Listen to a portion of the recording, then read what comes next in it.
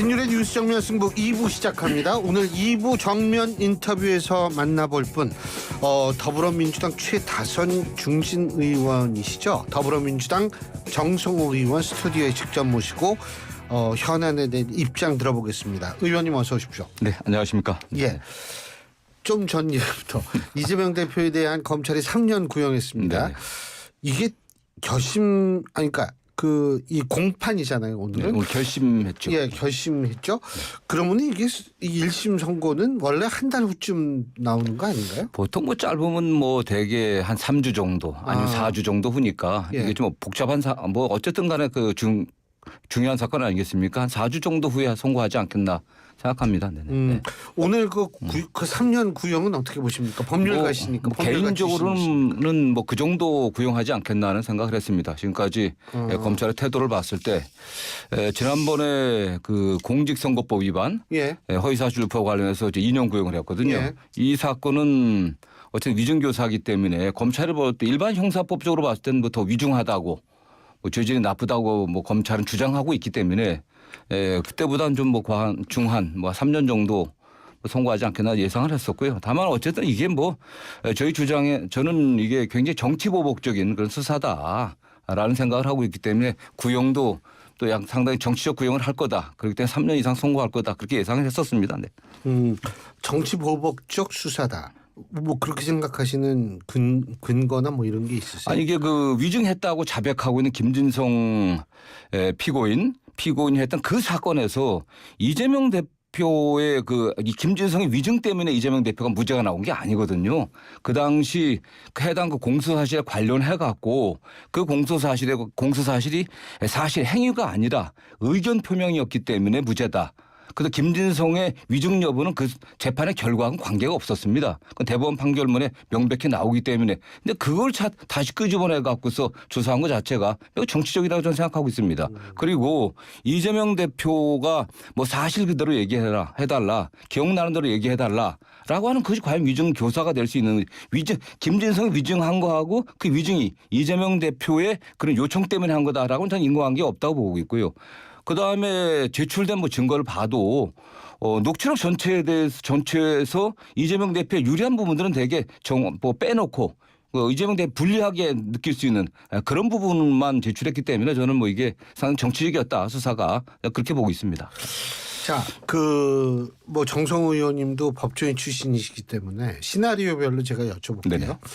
이게 이제 뭐 한 달 후에 만일 뭐 1심 선고가 내려진다라고 가정했을 네네. 때 일단 구형이 이렇게 나왔으니까 이게 이제 청취자 여러분 이해를 돕기 위해서 공직선거법 위반 같은 경우에는 100만 원 이상 벌금형만 나와도 이거는 사실 그 직상실형, 이 피선거권 박탈형이죠. 네네.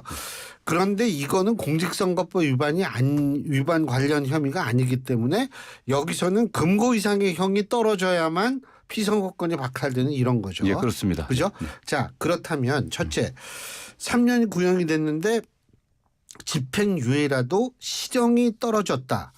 만약 이렇게 되면 민주당 내가 좀 흔들릴 거라고 생각하십니까? 일단 뭐 조금 전에 말씀드린 것처럼 예. 저는 뭐 이 사건에 대해서는 뭐 무죄가 나올 거라는 법률가로서 봐도 무죄가 나올 거라는 확신을 하고 있고 예. 가정을 전제로 해서 말씀드리긴 곤란하지만 다만 어쨌든 우리 헌법은 유죄의 확정 판결이 나기 전까지는 무죄로 추정되고 있지 않겠습니까? 예. 지금 제1야당의 당대표고 예. 가장 유력한 차기 대선 주자 아니겠습니까? 예.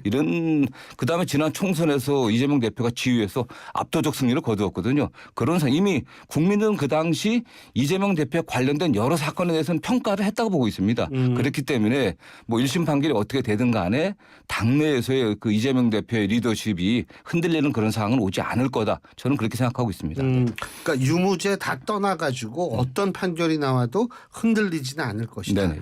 그리고 최종 판결이 나올 때까지는 아무래도 시간이 좀 걸리겠죠. 네, 그렇습니다. 네네. 예, 그러니까 이제 그렇게 생각하신다는 건데 그 민주당 내에서도 이런 그 검찰의 구형이 떨어질 거라고 예측한 분들이 정성호 의원님께서는 아까 이제 예측을 했었다라고 말씀을 하셨는데 다른 분들도 뭐 예상을 되게 그렇지 않겠습니까? 지난번에 구형했던 공직선거법 위반 허위사실 유포가 2년 구형을 했는데 일반적으로 선거법 위반이 저는 그런 정도 허위사실 유포 갖고 당선 목적 허위사실 유포가 2년 정도 구형한 경우도 매우 이례적입니다. 대개만 한 500만 원 정도 전후해서 구형하지.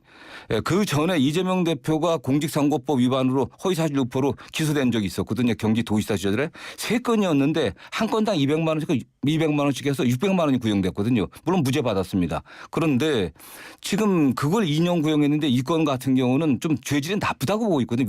위증보다도 위증 교사가 나쁘다고 보기 때문에 최소한 검찰 같은 경우에서는 뭐 3년은 구형하지 않겠나 그렇게 예상했던 거고, 다만 조금 전에 말씀드린 것처럼 뭐 이 부분에 관련해서는 뭐 무죄가 나올 거라는 생각을 갖고 있습니다. 네.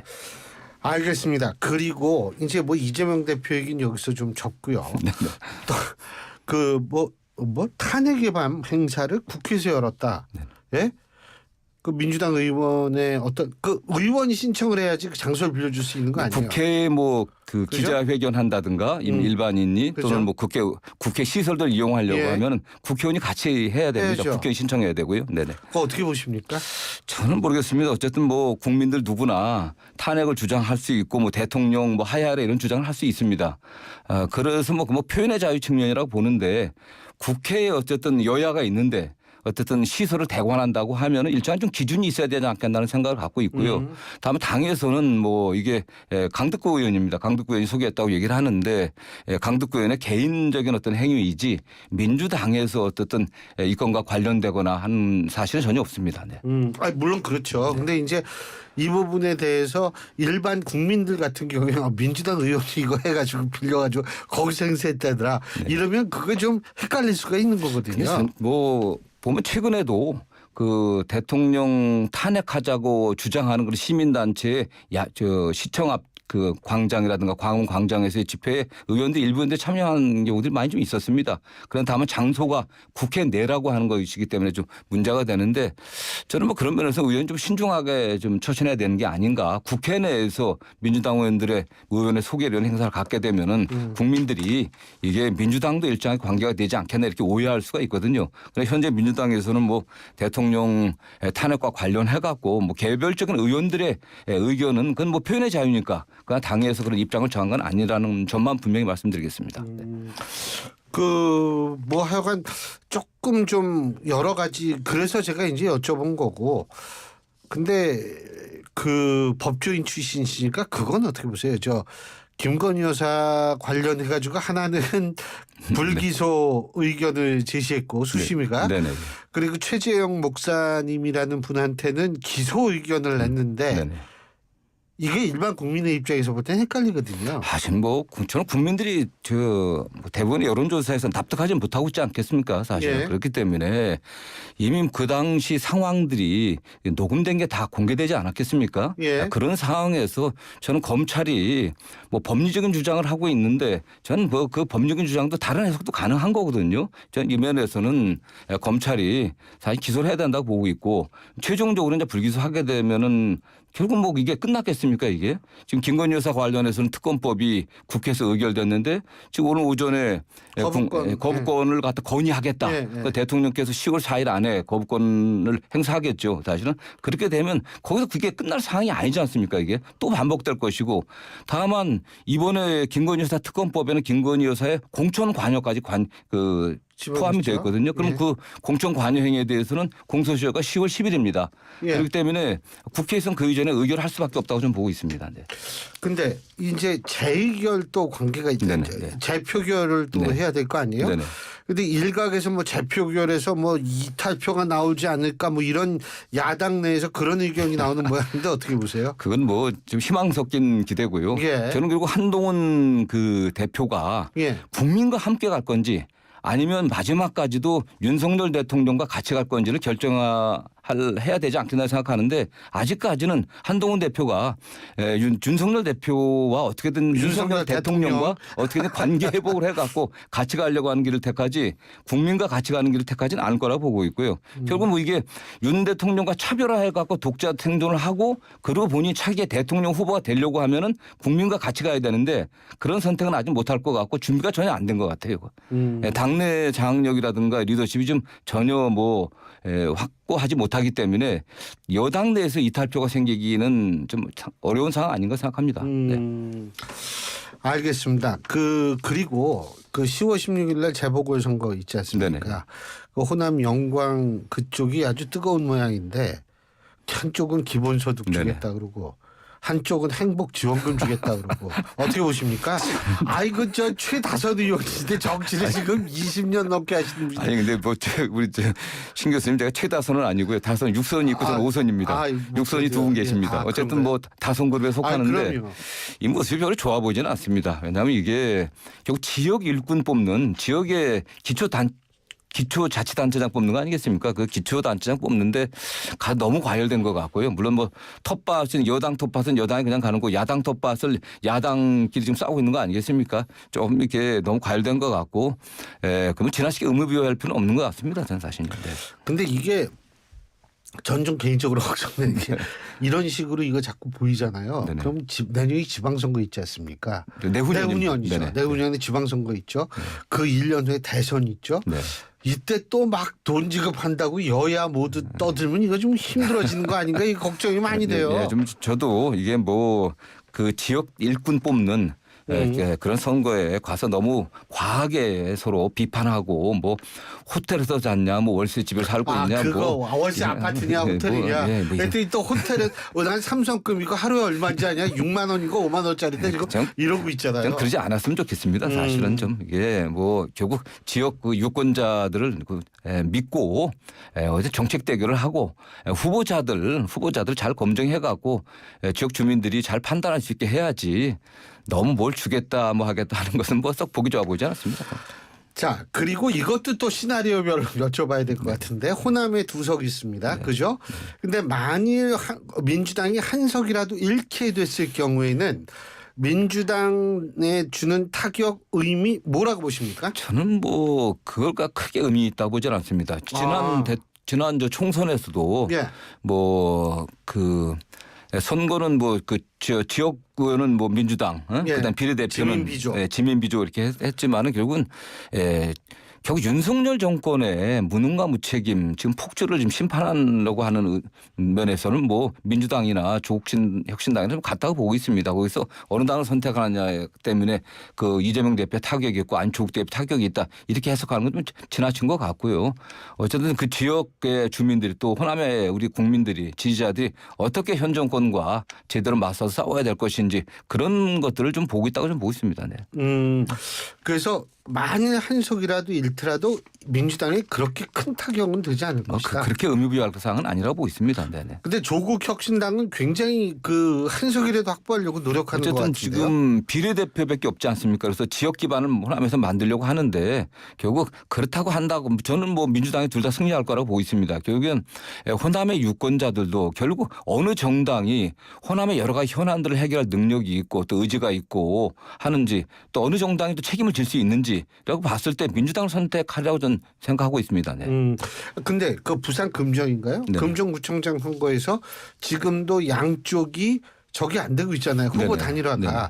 이걸 보면서 제가 느끼는 건데 뭐냐면 조국 혁신당은 이번 이 재보궐선거에 상당한 당의 명운을 걸지 않았나 이런 생각도 사실 들고 그리고 또 민주당이 막 그 조국 혁신당 막 고소한다 그러고 이건 좀 저는 뭐 선거 과정에서 가능한 걸 고소고발하는 건 별로 안 좋아 보인다고 생각하는 사람이고요. 예. 다만 그 금정 같은 경우는 예. 어쨌든 야권이 단일화한다고 하면 좀 가능성이 있다고 보는 견해들이 있거든요. 그렇다고 한다면 일반 여론조사 통해 갖고 그 단일화하는 게 올바른 태도가 아닌가 생각하고 있습니다. 지금 조국 혁신당에서는 뭐 토론을 하고 일정한 절차를 거쳐서 하자고 하는데 뭐 간단히 지금 그럴 시간도 없고요. 토론 과정에서 오히려 취약점들이 노출될 수 있습니다. 이 상황에서 승리하려고 하면은 일반 여론조사 통해 갖고 단일화하는 게 가장 좋은 방법이라고 생각합니다. 네. 지금 사실 한동훈 대표의 입장에서 볼 때는요.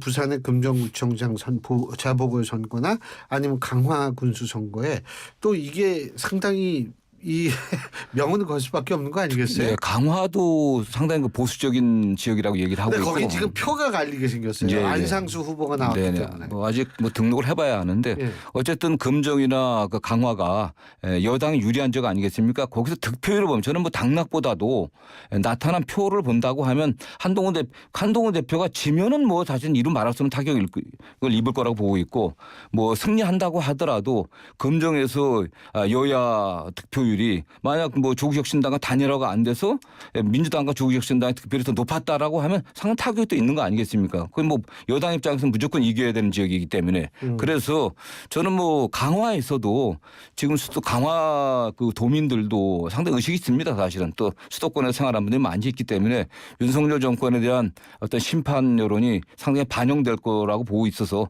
그 이전과는 다른 결과도 저는 뭐 전혀 불가능하고 보진 않습니다. 네. 다른 결과라는 게 민주당이 이길 수도 있다. 예. 예. 아 근데 이 지금 강화가 엄청 예 말씀하세요. 강화 같은 경우는 강화 지금 군수보로가 나온 분이 지금 다른 거로 지금 공직선거법 위반했던 혐의가 있어갖고 그게 제가 알기로는 뭐 기소될 가능성이 높다 이런 좀 기사도 좀 봤습니다. 네네. 뭐 그거 이제 좀 두고 봐야 되는 거고. 근데 이제 만약 지면 타격이 있다. 네.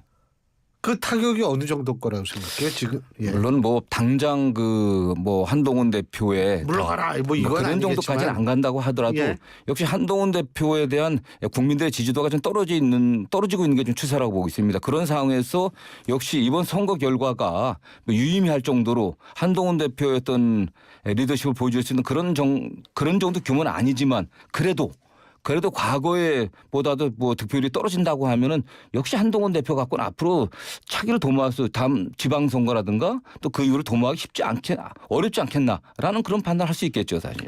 지금 의원님께서 지지율이 떨어지는 것이 추세인 것 같다라고 말씀하셨는데 네네. 이유가 뭡니까? 역시 여당 대표인데 그 여당 대표의 힘은 대통령과의 신뢰관계에서 나오고 있습니다. 그런데 지금 여당 대표가 대통령과의 신뢰관계가 지금 거의 없다고 보는 것이 일반적인 뭐 관측 아니겠습니까? 그래서 여당 대표가 뭔가 지지를 올려갈 만한 동력을 만들어내기 불가능하겠죠 지금. 예. 근데 그 여당 대표와 대통령이 이게 또 너무 잘 굴러가도 네네. 사실 대통령 지지율이 결코 뭐 높다라고 얘기할 수 없는 거 아니에요? 솔직한 얘기로 역대 비교하면 상당히 가장 낮은 수준인데 이런 대통령은 또 원안으로 돌아가도 이 여당의 입장에서 볼 땐 이거 커플링밖에 더 되냐 지지율이 이런 얘기 나올 수밖에 없는 거 아니에요? 여당 대통령과 신뢰가 있어야 여당이 정책이나 입법에서 주도권을 좀 발휘할 수가 있죠. 물론 입법에서 야당이 다수당이긴 하지만은 주요 정책을 추진함에 있어서 좀 주도적인 역량을 발휘할 수 있죠. 대표적인 게 지금 그 여야 의정 협의체 아니겠습니까 사실은 대통령께서 지금 여당이 전혀 힘을 실어주지 않으니까 어떤 것도 만들어지지 않고 있죠. 그다음에 지금 정원에 관련된 기부를 갖다가 정부에서 만든다고 하는데 여당이 지금 배제해버렸지 않습니까? 네. 여당을 갖다가. 네. 예. 아니 저도 참 그거 보고서 조금 놀랐어요. 이 비슷한 거를 또 만들겠다고 이렇게 되면 그건 좀 그렇지 않나 이런 생각이 드는데 그래도 우리 정성호 의원님 모셨을 때 마침 구역량이 나와가지고 또 거기에 대한 민주당의 입장을 생생히 들을 수 있어서 좋았습니다. 감사합니다. 오늘 말씀 잘 들었습니다. 고맙습니다. 감사합니다. 예, 더불어민주당 정성호 의원이었습니다. 골프용품 살 땐